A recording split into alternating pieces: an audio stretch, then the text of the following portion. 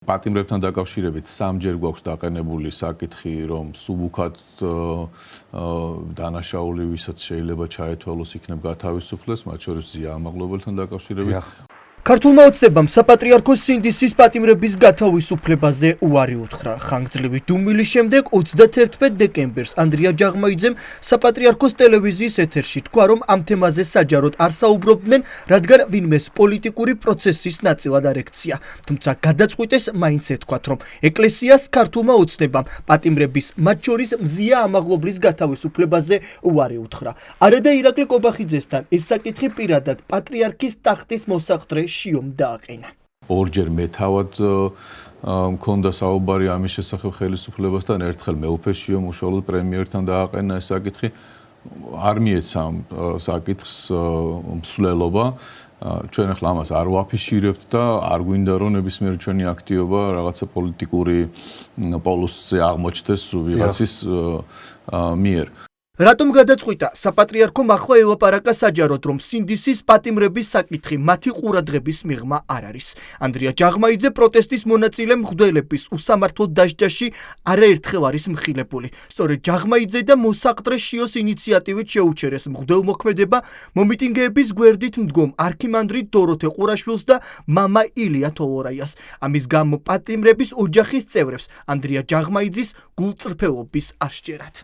ჩვენ დიდი ხანი ვიძახდით, რომ მივიდეთ ეკლესიასთან ოჯახის წევრები და აი შევხვდეს ვინმე იქიდან. განათხოვნით, რომ გამოუშვდეს ბავშვები. საერთოდ არსად არ ჩანდადნენ, საერთოდ არასოდეს ჩვენ გვერდში არ დამდგარან, არასოდეს არსად არ მომისმენია, რომ რა უნდათ ამ ბავშვებს ციხეში და ეხლა რა ხდება, რა ვიცი, ალბათ მოვლენები გვიჩვენებს რა ხდება. სინდისის პატიმრები რომ დაინახო თვითონ უნდა გქონდეს სინდისი, ასე შეაფასა მამა დოროთემ ანდრია ჯაღმაიძის სატელევიზიო აღიარება. მისი თქმით, ოცნებასთან დაახლოებული სასულიერო პირები ცდილობენ საპატრიარქოს იმიჯის შენარჩუნებას.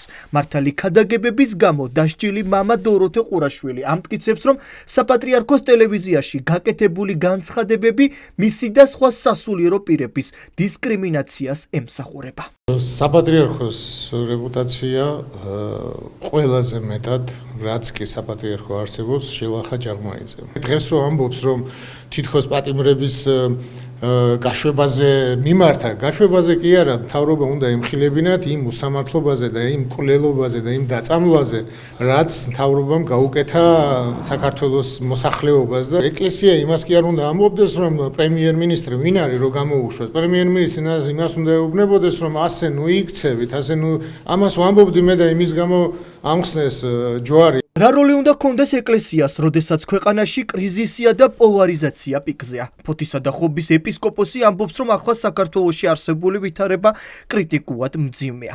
ორად გაყოფილი საზოგადოებისთვის გამაერთიანებელი ეკლესია უნდა იყოს. ეს განცხადება მეუფე გრიგოლმა 31 დეკემბერს სვიად გამსახურდიასთვის გადახდილი პარაკლისის დროს სოფელ ხიბულაში გააკეთა.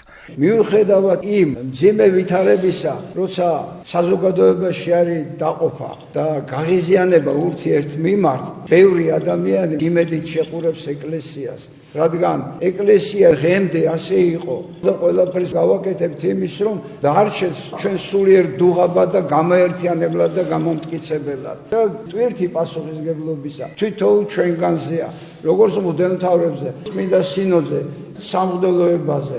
ძალიან ბევრი კითხვაა ცხოვრებაში, რომელიც ჩვენგან ითხოვს პასუხების გაცემას და ჩვენი პასუხები უნდა იყოს საქმეში გამჟღავნებული. ფოთელ ეპისკოპოსთან ერთად სოფელ ხიბულაში პარაკლის წმინდა სინოდის წევრი, ჩრდილო ამერიკის ეპისკოპოსი მეუფე საბათს ესწრებოდა. სასულიერო პირი, რომელიც საქართველოს პროდასალური ინტეგრაციის ერთ-ერთი აქტიური მხარდამჭერი იყო 90-იანებში განვითარებული მოვლენებისა და კანონიერი ხელისუფლების დამხობას იხსენებს. ამბობს, რომ საზოგადოების ასეთი დაპირისპირება კარგს ვერაფერს მოიტანს. ტრობა ქრისტეს მიერ საყვარელი ერთმანეთის მიმართ კარგს არაფერს მოგვიტანს. არამედ ერთმანეთს უნდა ვაპატიოთ, ერთმანეთის მიმართ სიყვარული უნდა გქონდეს. შეიძლება განსხვავებული აზრიც გქონდეს, განსხვავებული ხედვა, თუ როგორი გვინდა რომ იყოს ჩვენი სამშობლო. მაგრამ არ გვაქვს უფლება რომ ერთმანეთს ვესროლოთ, ერთმანეთს უმტროთ და ერთმანეთს ომი გამოუცხადოთ. ომის მხოლოდ საკუთარ თავს უნდა გამოუცხადოს ადამიანმა, თუ კი რაიმე სისუსტე და მრავალი სისუსტე, რომელიც ჩვენ გაგვაჩნია, აი ამის მიმართ, მხოლოდ საკუთარი თავის მიმართ და არა სხვების მიმართ. რას აპირებს ქართული ოცნება? ირაკლი კობახიძემ საახალწლო მიმართვის დროს ბევრი ისაუბრა ეკლესიისა და სარწმუნოების როლზე ქვეყნის განვითარების საკითხებში. თუმცა ამ მიმართვის პარალელურად ცნობილი გახდა, რომ სწორედ ის არის მთავრობის მეთაური, რომელიც ეკლესიის ხედვებს დაპირისპირების შესამცირებლად არ იზიარებს და უარს ამბობს პატიმრების გათავისუფლებაზე.